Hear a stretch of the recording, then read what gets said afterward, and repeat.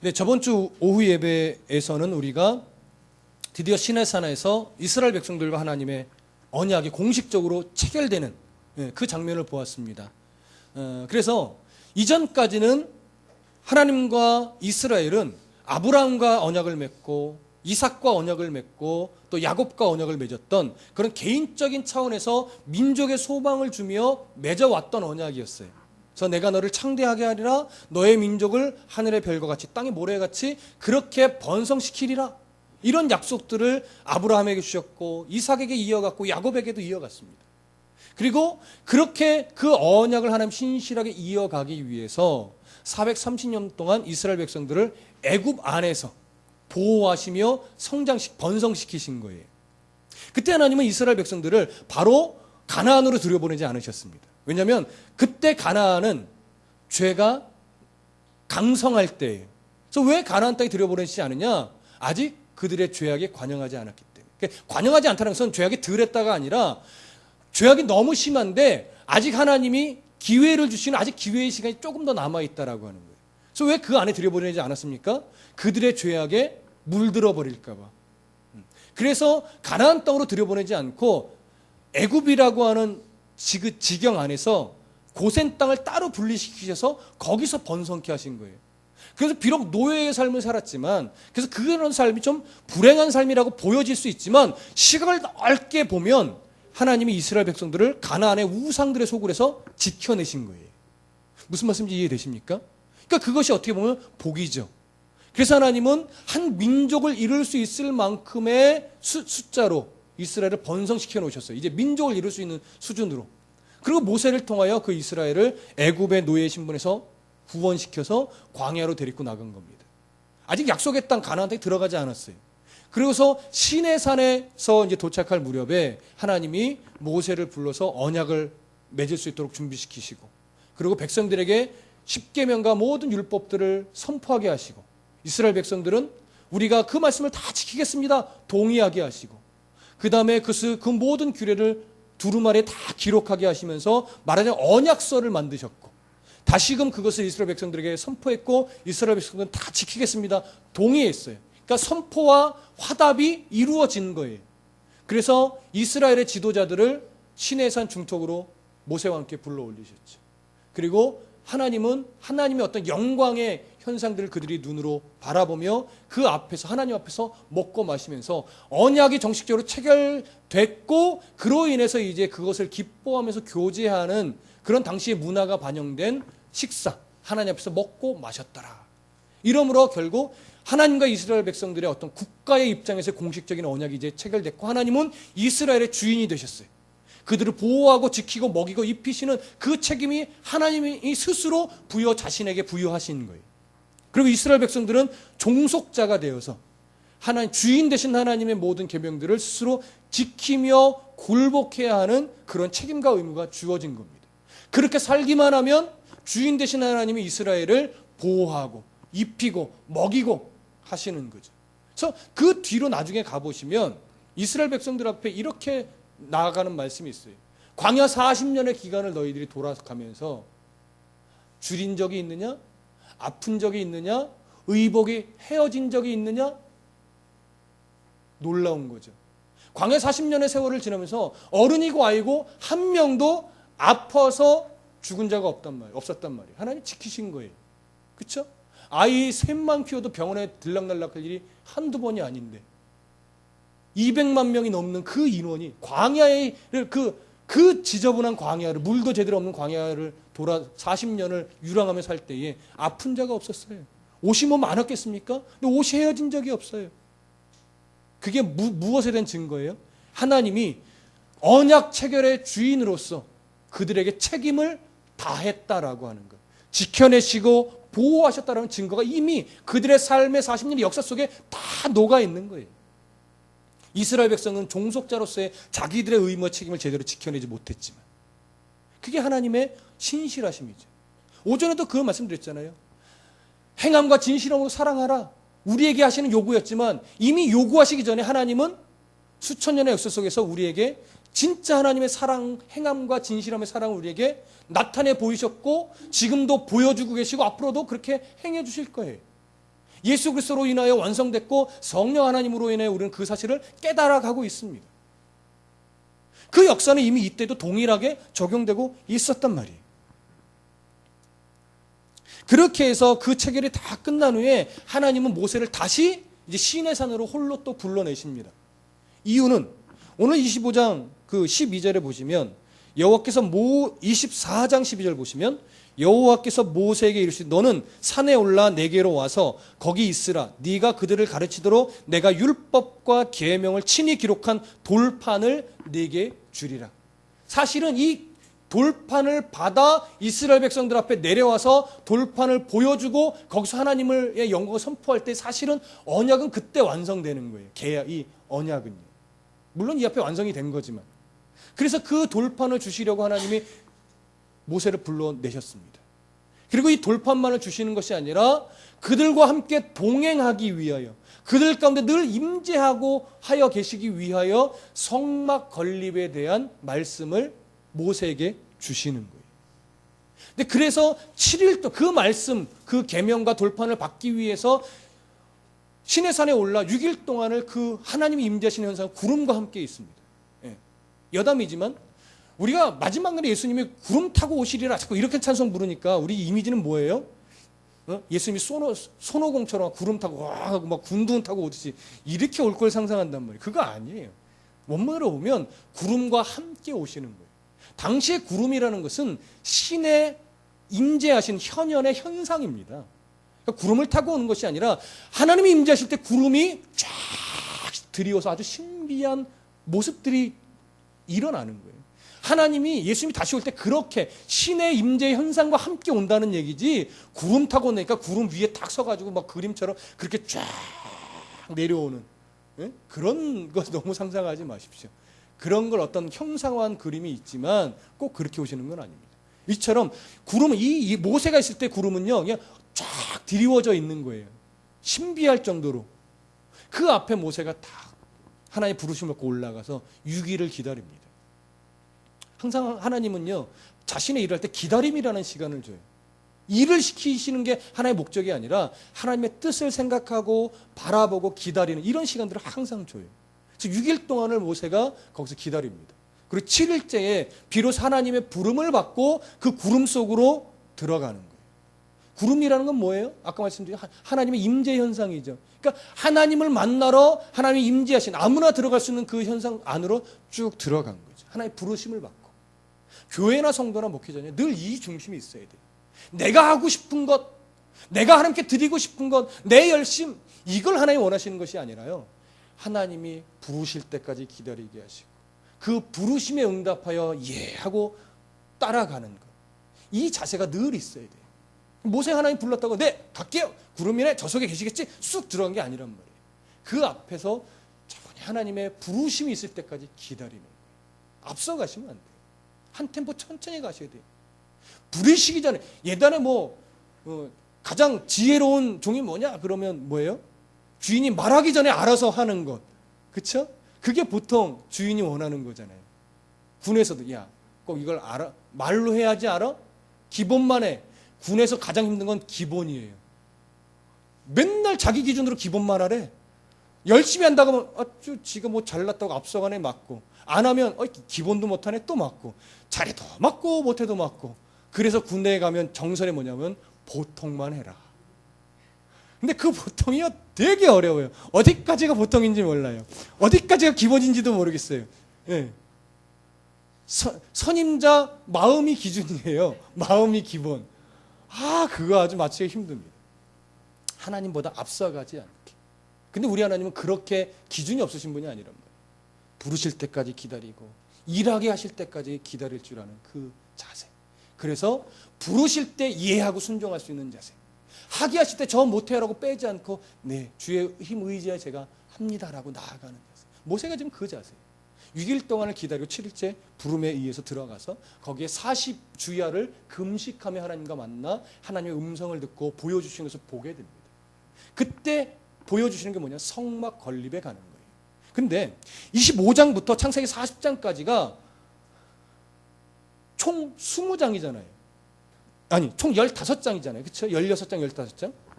근데 그 중에 이 총 15장이 되는 이 장이 다 무엇에 관한 얘기냐면 성막에 관한 이야기예요.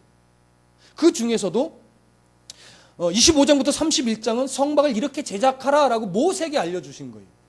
그리고 중간에 물론 우상 숭배에서 책망받고 심판받고 이런 일이 일어나지만 다시 35장부터 40장까지는 이제 이스라엘 백성들이 모세의 말에 따라 성막을 실제로 건축하는 장면이 기록되어 있어요. 그러니까 거의 총 13장이라는 분량에 걸쳐서 무슨 이야기예요? 성막에 관한 이야기예요. 그 앞에 출애굽시키고 홍해바다를 물이 갈라져서 건너오고 만나와 메추라기를 주고 바위가 쪼개서 물이 일어나고 이 이야기들이 사실은 더 드라마틱하고 더 기적적이고 하나님을 더 선포하고 드러내는 것 같이 보여집니다. 그렇죠? 여러분 한번 생각해 보세요. 바위가 터져서 막 200만 명이 마실 수 있는 물이 막 터져 솟구쳐 올라요. 홍해바다가 갈라져가지고 200만 명이 하룻밤새 지나갈 수 있는 그 엄청나게 넓은 도로가 생겨요. 그것도 진흙바닥이 아니라 동풍이 불어 땅이 말라서 편안하게 건너갈 수 있을 정도로. 200만 명이 다 건너가니까 뒤에 따라오던 애굽 군사들은 다시금 물에 잠겨서 다 죽어서 시체가 둥둥 떠다녀요. 만나와 메추라기 하룻밤새 막 몰려와서 나 잡수시오 하고 메추라기가 막 날라와서 기다리고 있어요. 자고 일어나면 막 만나가 막 있어 걷어서 먹어요. 이러한 모습들과 천막이잖아요. 예수님이 거는 천막을 이렇게 지어라. 그리고 실제로 그렇게 만들어 가요. 어느 게 더 하나님의 영광이 막 드러날까요? 당연히 전자예요. 그렇죠? 신비한 일들이 일어나는 거예요. 그러면 그것들에 대한 기록이 더 성경에 많이 기록되어 있어야 돼요. 출애굽기에. 근데 이상하게 성막이라고 하는 이 주제 하나만 가지고 25장부터 끝장까지 다 기록되어 있다고요. 이유가 뭘까요? 성막이라는 것, 장막이라고 하는 것이 갖고 있는 그 의미가 너무 중요하기 때문에 그렇습니다. 근데 그 중요함은 이런 거예요. 하나님께서 이스라엘 백성들을 애굽시키실 때에 출애굽시킨 목적이 단순하게 노예의 신분에서 자유인으로서의 구원이 목적이 아니기 때문에 그래요. 이스라엘 백성들이 구원받는 것, 그것이 최종 목적이라면 구원받고 가나안 땅에 들어서 행복하게 살았대 이러면 끝이에요. 그런데 하나님은 모세에게 뭘 가르치면 성막에 대한 것을 아주 장황하게 2번에 반복해서 가르쳐주고 실제로 그대로 짓고 반복적으로 기록하고 있단 말이에요. 왜요? 하나님이 출애굽시킨 목적은요, 단순하게 노예의 신분에서 해방, 이게 출애굽의 목적이 아니라 성막이 갖고 있는 의미대로. 성막은 무엇에 대한 상징이죠? 하나님의 임재, 하나님이 이스라엘 백성 가운데 함께 동행하고 계신다라는 증거란, 보이는 그 증거란 말이에요. 그렇기 때문에 하나님이 출애굽시킨 궁극적인 목적은 뭐냐? 내가 너희와 함께 동행하고 싶다. 내가 너희와 함께 살아가고 싶다. 너희들이 살아가는 그 일상 속에 나의 임재를 네가 바라보며 나와 함께 동행하는 삶을 살아가는 그 모습을 내가 옆에서 지켜보고 싶다. 그 삶, 주님과 함께 동행하는 중심에 있는 그 삶을 보고 싶은 게 뭐예요? 하나님이 이스라엘 백성을 출애굽시킨 궁극적인 목적이란 말이에요. 근데 우리는 예수 믿는다, 교회 나간다, 예배한다 그러면 자꾸 우리의 초점은 뭐냐면 나 구원받았네, 너 구원받았네, 우리 구원받았네, 할렐루야, 짝짝짝 여기까지만 가는 거예요. 이게 구원의 감격만 남고 나아가면 그리스도인다운 삶은 없는 거예요. 너무 1차원적으로만 생각하는 거죠. 하나님이 우리를 구원하신 목적은 당연히 구원에 있습니다. 그러나 구원받은 자로서 이제 하나님과 어떻게 동행하실 건가가 하나님이 정말 보고 싶은 거지. 너 구원받았네, 나 구원받았는데, 우리 구원받았네, 할렐루야, 짝짝짝 주의 영광 받으시옵소서. 거기로 끝나면 하나님은 가슴이 아픈 거죠. 응? 야, 나 그 영광만 받으려고 너 구원한 거 아닌데. 너 일상 속에서 정말 나와 함께 동행하는 그 기쁨, 그 행복, 그 감사 누리라고. 그래서 천국 백성다운 모습으로 만들어져 가라고 내가 너를 구원시킨 건데 너 그거는 다 어디다 쏙 빼먹고 교회만 와서 할렐루야만 외치고 끝나니. 야, 그건 다가, 그 전부가 아니야. 그러시는 거지. 무슨 말씀인지 아시겠습니까? 성막은 그런 아주 중요한 의미가 있어요. 그래서 이스라엘 백성들의 삶은 이제부터 성막을 중심으로 해서 그 안에서 제사하며 하나님께 제물을 바치며 살아가야 돼요. 그럼 왜 성막 안에서 제사하고 예물을 드리는가? 아직 이들은 구원에 있어서 완전하지 않아요. 아직은 불완전하단 말이에요. 그러니까 성막 안에 들어가서 임재신 하나님 앞에 제사하면서 회복된 관계를 계속 뭐 해야 돼요? 유지시켜 가야 되는 거예요. 계속 유지하면서 그 안에서 그리스도의 이스라엘 백성의 정체성을 깨달아가는 거죠. 어떤 정체성? 우리의 주인은 하나님이시고 우리는 하나님 안에서 순종하며 살아가야만 하나님이 계획된 작정하신 복을 누릴 수 있는 자다. 그러니 엉뚱한 우상 숭배하지 말고 우리는 하나님만 바라보고 살아갑시다. 그의 도우심을 구하며 그의 사랑 안에서 살아갑시다. 이러한 자기 반성과 점검과 결심과 이런 것들이 무엇을 통해서? 성막을 통해서 이루어져야 되는 거예요. 그것이 하나님이 성막을 주신 이유란 말이에요. 그래서 성막을 중심으로 이스라엘이 이제 새 역사, 하나님과의 정식적인 계약이 체결된 새로운 하나님 나라의 백성으로서의 역사를 이제 써가야 되는데 그 역사의 중심에 성막이 있다는 거예요. 여러분 이걸 전제를 잘 기억하시고 오늘 본문으로 좀 들어가 보시면 그것이 이제 24장 18절까지의 내용이고요. 25장 2절 다 같이 읽어보겠습니다. 시작. 이스라엘 자손에게 명령하여 내게 예물을 가져오라 하고 기쁜 마음으로 내는 자가 내게 바치는 모든 것을 너희는 받을지니라. 자, 여기 보시면 하나님이 성막 건립을 위해서 이제 재료들이 필요하잖아요. 그렇죠? 근데 그 재료들을 어떻게 하나님이 모으라고 하시냐면 이스라엘 자손에게 명령하여서 내게 예물을 가져오라고 해라. 그래서 이스라엘 백성들이 즐겁게 가져오는 예물을 너희가 모두 받아서 그걸로 하나님이 임재하실 성막을 너희가 지어라. 이렇게 된 거예요. 여기 기쁜 마음으로라고 하는 헬라 말은요. 보상을 바라지 않고 하나님께 드려지는 것 자체를 기뻐하면서 가지고 오는 그런 마음 상태를 말해요. 내가 이걸 바치면 하나님이 뭐 해주시겠지? 그런 자세가 전혀 없는 거예요. 하나님이 가져오라 했었으니 내가 이걸 어떻게 즐겁게 드릴 수 있을까? 라고 할 때 내가 즐겁게 드릴 수 있는 그 한계, 그게 하나님이 기뻐 받으시는 거예요. 그러니까 사람의 어떤 신앙의 성숙이나 가진 양이나 이거에 따라 하나님께 즐거이 드릴 수 있는 양이 다르겠죠. 그렇죠? 많이 가진 자는 많이 낼 수 있을 거예요. 적게 가진 자는 많이 낼 수 있어요? 없단 말이에요. 그러니까 내가 즐거이 드릴 수 있는 양, 요게 하나님이 원하시는 거예요. 무리하게 그래 내가 없지만 대출받아서 드리면 하나님이 기뻐하시겠지. 얼마나 좋으실까? 내가 없지만 이 대출받는 그 마음을 하나님 얼마나 기뻐하실까? 그래서 지분 다 기울어져 간데 대출을 확 받아가지고 하나님께 드려. 우리 안에 그런 거 원하신다고요? 아니라고요. 그거는 즐거이 드리는 게 아니고요. 자기 욕심으로 드리는 거예요. 왜 제가 이 말씀 드리냐면 잘 보세요. 3절부터 8절까지 함께 읽어볼게요. 시작. 너희가 그들에게서 받을 예물은 이러하니 금과 은과 놋과 청색, 자색, 홍색 실과 가는 배실과 염소털과 붉은 물들인 순양의 가죽과 해달의 가죽과 조각목과 둥이와 관유에 드는 향료와 분향할 향을 만들 향품과 호마노며 에봇과 흉패며 물릴 보석이니라. 거기까지. 자, 이것들이요.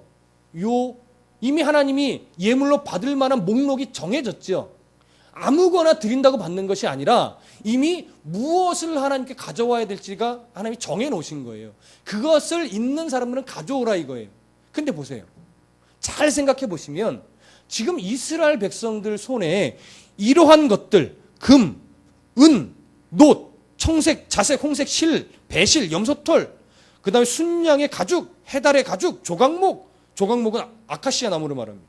등유, 관유, 그 다음에 호마노, 에봇과 흉패물의 보석들, 이게 이스라엘 백성들 안에 가지고 있다라고 하는 것이 말이 될까요? 안 될까요? 말이 안 되는 거예요, 사실. 왜요? 이들은 430년을 애굽에서 노예로 살았어요. 그냥 종이 아니에요. 노예예요. 자기의 소유물이 있을 수가 없는 자예요. 그냥 주는 것으로 먹고 부리면 부림을 당하는 수밖에 없는 자들이에요. 근데 이런 소유가 있어요. 말이 돼요, 안 돼요? 말이 안 돼요. 근데 이 소유물들이 언제 생겨났을까요? 출애굽할 때 애굽의 10가지 재앙을 다 애굽이 그냥 받아서 다 피폐해졌을 때 하나님이 애굽 사람들에게 달라고 해라. 그럼 줄 수밖에 없을 거다. 그래서 이것도 주시오 저것도 주시오 해가지고 각각 가져가는 건 다 다를 거예요. 그렇죠? 어느 집은 뭐가 있을 것이고 어느 집은 뭐가 있을 것이고 누구한테 달라고 그랬는지 모르겠지만 자기를 부리던 사람일 수도 있겠고 뭐 여러 사람들이 있죠. 애굽의 귀족들을 통해서 받았던 재무 것들을 가지고 간 거예요. 그래서 그들이 가지고 있는 것 중에 하나님의 성전을 지을 재료들은 이러하니 너희들이 가지고 있는 것 중에 하나님의 성막 건립을 위해서 즐겁게 낼 수 있는 것들만 가지고 와라. 그럴 때 이들이 가지고 있는 것 중에 즐겁게 드린 것들을 다 취해서 그걸로 하나님이 임재하실 뭘 줘요? 성막을 짓는 거예요. 그러나 다른 시각으로 보면 그들이 갖고 있던 이 여러 가지 재료들은 그들이 가지고 있지만 실제로 누가 주신 거예요? 하나님이 주신 거예요. 무슨 말씀인지 아시겠어요? 하나님은 이걸 출애굽할 때 이미 그들의 소유로 갖게 만들어 주셨고 그것들을 하나님께 즐거이 내라고 해서 그것을 재료로 하나님이 거실 성전을 짓게 하신 거예요. 그러니 만약에 이스라엘 백성들 가운데 내가 다른 건 내도 금은 못 내겠다. 아까워. 내가 이걸로 보석도 만들어야 되겠고 치장도 해야 되겠는데 이 귀한 거를 그냥 은노만 바치고 금은 바치지 말자. 이런 마음이 든다면 이미 금을 주신 분이 누구라는 걸 잊어버리고 있는 거예요. 하나님이라는 걸 잊어버리고 있는 거예요. 내게 건강을 주시고 내게 지혜를 주시고 내게 어떤 삶에 살아가는 모든 것을 하나님이 주셨다는 사실을 아는 사람은 하나님이 그걸 내게 다오라고 할 때 기꺼이 즐겁게 뭐예요? 드릴 수 있는 거예요. 그러니까 신앙의 수준이라는 건 여기서도 판명되는 거예요. 하나님이 주시오 내게 다오라고 할 때 너무 아까워져 마음이. 그러면 아직 내 신앙의 수준은 거기까지인 거예요. 근데 어떤 사람은 정말 이게 중심을 다해서 하나님이 내게 다오 할 때 하나님 정말 주신 자도 하나님이시오 가져가시는 이도 하나님입니다. 감사합니다. 제가 다 드릴게요 라고 정말 드릴 수 있는 마음의 상태가 되어 있어. 그 사람은 뭐예요? 정말 하나님으로의 풍요로운 분이고 이걸 주신 분이 누구신지를 아는 자죠. 이게 귀한 거예요, 여러분. 없는 것을 달라고 하지 않아요. 건강이 없는 자에게 너 내게 건강다오 아프다고 핑계대지 마. 이런 하나님이 아니라고요. 가난한 자에게 너 내게 돈을 바쳐라. 돈 바치면 건강하게 해줄게. 우리 하나님이 이런 분이 아니란 말이에요. 내게 주신 것 중에 즐거이 하나님께 드릴 수 있는 그것을 원하시는 거예요. 이 얘기는요. 다시 뒤집으면요. 하나님은 아무거나 받으신다 안 받으신다? 안 받으신다. 하나님이 주신 것 중에 원하시는 걸 드려야 돼요. 근데 잘 보시면 내가 가지고 있다고 해서 다 하나님이 주신 게 아니에요. 악한 재물도 있어요. 악한 재물을 지 교만과 지 사기성 이런 걸 동원해서 부자 돼놓고서 하나님이 주셨대. 그럼 하나님이 그런 거야. 야, 내가 언제 그거 줬냐? 하나님 주신 거 아닌데. 자기는 부자 됐으니까 그냥 자기 종교성에 인해서 하나님 주셨다는 거죠. 그 예물을 감사원금으로 바쳐. 그게 하나님이 기뻐 받으실 예물이겠습니까? 아니에요, 여러분. 하나님이 내게 주신 것 중에 야, 이건 정말 내가 하나님의 은혜다. 내가 하나님으로 살아간다. 이렇게 고백되어지는 것 중에 내가 기도하며 예배하는데 하나님이 내가 가지고 있는 요것을 원하시는 것 같아. 그걸 기꺼이 뭐예요? 하나님 앞에 드리는 거예요. 그게 때로는 재물이 될 수도 있는 거고 때로는 건강이 될 수도 있는 거고 때로는 그것이 뭐예요? 내가 갖고 있는 재주가 될 수도 있는 거예요. 네. 그걸 주신 분이 누구신지를 아는 것. 이게 귀한 겁니다. 이게 진짜 신앙이라고 하는 거예요. 이스라엘 백성 이 당시엔 그들이 이걸 알았어요. 그래서 주신 것 중에 그 하나님께 즐거이 바쳤다고요. 근데 하나 더 생각해 보세요. 하나님이 임재하실 처소라고 하는 건 만물의 창조주이신 하나님이에요. 근데 그분이 모세에게 9절 한번 보세요. 9절. 함께 읽습니다. 시작. 무릇 내가 네게 보이는 모양대로 장막을 짓고 기구들도 그 모양을 따라 지을지니라. 자, 모세가 성막을 지을 때 모형이 어디예요? 어디에 있어요? 그 모형이? 뭘 보고 짓는 거예요? 하늘의 성전을 보고 짓는 거예요. 그러니까 모세는 이미 하나님이 구름 가운데서 그를 불러놓은 다음에 하늘의 성전을 환상 중에 보게 하셨어요. 그러면 하늘의 성전이 천막으로 돼 있을까요? 그렇지 않을 거예요. 뭐라고 말씀드리긴 어렵지만 하늘의 재료로 지어졌을 거예요. 세상의 가치와는 다른 차원의 가치가 있는 하늘의 성전일 거라고요. 그러면 그런 하나님이 이 땅에 하나님이 거하실 성막을 짓는다면, 그리고 그들에게 하나님의 임재의 어떤 진한 감동을 주실 거라면, 이 땅의 재료가 아닌 하나님 나라의 그 신령하고 거룩한 재료를 모세에게 주어서 그걸로 짓게 하면 그 하나님 거하실 성전 자체가 전혀 다른 차원의 성막일 거 아니에요. 그 어디서도 본 적도 없는. 그럼 하나님 임재를 더 진하게 느끼겠죠. 근데 하나님이 그렇게 하셨어요? 안 하셨다고요. 그들이 가지고 있는 것을 가지고 하나님이 성막을 짓게 한 거예요. 왜요? 하나님은 우리에게 신령하고 특별한 걸 원하시는 게 아니에요. 내가 너와 함께 살아가고 동역하고 싶은데 그것은 너희들이 가지고 있는 것을 사용해서 내가 함께 살아가자. 내가 너에게 특별한 걸 원하지 않는다라고 하는 거죠. 건강을 줬으면 그 건강으로, 지혜를 줬으면 그 지혜로, 겸손한 마음을 줬으면 그 마음으로. 하나님 그렇게 동행하기를 원하시는 거예요. 근데 우리는 자꾸 예전에도 말씀드렸지만 하나님과 동행하는데 어떤 동행만을 원하는 거예요? 금메달 따는 그런 신앙만을 원하는 거예요. 그래서 주님, 우리 자녀가 기도하며 뒷바라지 하겠습니다. 이번 올림픽에 금메달 따게 해주신 우리 아이가 그 세계 사람들 본 앞에서 하나님께 영광을 돌려드립니다.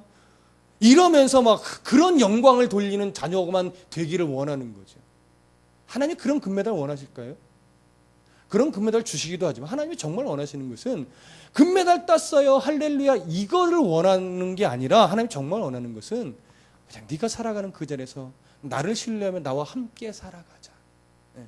주신 것에 감사하며 분복에 감사하며 나와 함께 살아가자. 네 삶의 중심이 정말 내가 있니? 정말 너 날 사랑하니? 내가 널 사랑하는 그 마음을 네가 지금 알며 가고 있니? 이거예요, 이거. 그래서 그들이 가진 것을 내게 다오라고 한 거예요. 아니요, 그들에게 가지게 하신 것을 이제 나를 위해 줄 수 있겠니라고 하는 거죠. 그때 네 하고 드릴 수 있으면 정말 귀한 신앙인 거예요. 근데 그때 하나님 지금은 안 되고요, 조금만 더 벌고요, 제가 이 자리 조금만 올라선 후에 드릴게요. 그럼 그 사람은 아직 뭐예요? 그걸 주신 이가 누구신지 모르는 거예요. 이것이 신앙의 중심입니다. 하나님의 성막을 주신 이유가 그거예요. 그래, 오늘 우리가 성전에서 이렇게 모여서 예배할 때 모세가 자기가 본 하늘의 성전을 본을 받아서 이 땅에 성막을 짓고 거기서 하나님과 함께 동행하며 살아가셨듯이 오늘날 그 하나님 나라의 모형은 어디입니까? 그게 교회예요. 하나님 나라의 축소판이 교회라고요. 근데 교회 안에서 우리는 하나님 나라에서 살아가는 삶의 기준과 가치를 배우고 하나님 나라의 가치를 가지고 살아가는 훈련을 이 안에서 받는 거예요. 섬기고 이해하고 용납하고 그런 훈련을 여기서 받는 거라고요. 그래서 그 훈련이 되어서 세상에 살아가는 일상 속에서 그 훈련을 받은 실력 발휘를 거기서 해야 되는 거예요. 그게 신앙 생활이라고 하는 거예요. 이스라엘 백성이 장막 안에서만 살지 않는다고요. 장막 안에서 하나님을 배웠고 자기 자신을 자복하고 다시 회복하고 정체성을 일깨우면서 이제 장막 밖에서의 삶을 그리스도인답게 살아가는 거죠. 오늘 우리가 그 싸움이 필요합니다. 그럴 때 정말 성도다움이 일어나는 겁니다. 그래서 이제 이 이후에 10절 이후에는 이제 하나하나 성전이 이렇게 지어져야 된다라는 거 하나님 말씀하십니다. 그건 이제 다음 주부터 보게 될 텐데, 오늘 여러분, 오늘 이 25장의 말씀을 나누면서 우리가 결론적으로 가슴에 꼭 시기에 담아야 될 것은 뭐냐면, 교회는 하나님 나라의 모형이구나. 내가 여기서 잘 훈련받고 잘 배워서 이제 내가 살아가는 삶의 현장 속에서 정말 성도로서의 삶을 내가 잘 살아간다면 하나님이 얼마나 기뻐하실까. 그래, 하나님 내게 주신 것 내가 정말 즐겁게 하나님께 드릴 수 있는 성도가 되고 싶습니다. 그것을 삶 속에서 아름답고 멋지게 드려낼 수 있는 성도가 되게 하여 주시옵소서. 내 자존심 때문에, 내 교만 때문에 세상 속에서 그 실력 발휘 못하는 어리석음을 범하지 않게 도와주시고, 이렇게 건강 주신 것, 이렇게 재물을 주신 것, 이러한 재능을 주신 것 정말로 하나님을 위하여 아름답게 드려낼 수 있는 성도가 되게 하옵소서. 이런 고백과 이런 신앙의 중심을 가지고 하루하루 정말 잘 살아내는 성도가 되시길 소원합니다. 기도하겠습니다.